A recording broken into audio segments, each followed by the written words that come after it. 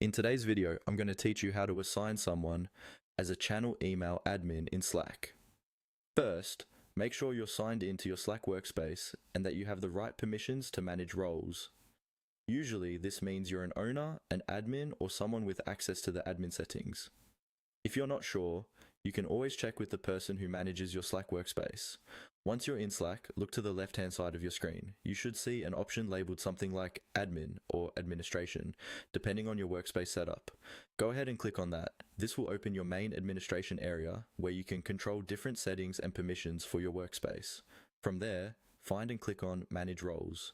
This is a section where Slack lets you define who can do what across your workspace. It's also where you'll be able to assign someone as a channel email admin. When the roles page loads, look through the list of available roles and select the role related to channel email admin. The exact name might vary slightly depending on your configuration, but you're looking for the role that controls email functionality for channels. Click on that role to open its details. Near the role name, you should see an icon with 3 dots, often called the More Options menu. Click on those 3 dots. This is where Slack keeps additional actions for that role. In the menu that appears, click on Assign People. This is the option that lets you choose which users in your workspace will be given this specific role and its permissions. Slack will now guide you through a set of on-screen prompts. Typically, you'll be asked to search for a person by their name or username.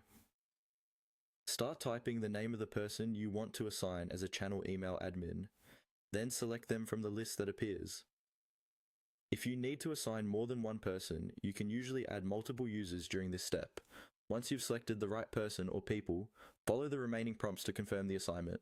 Before you click confirm, it's a good idea to double check that you've chosen the correct individuals, since this role affects how email is managed in your channels.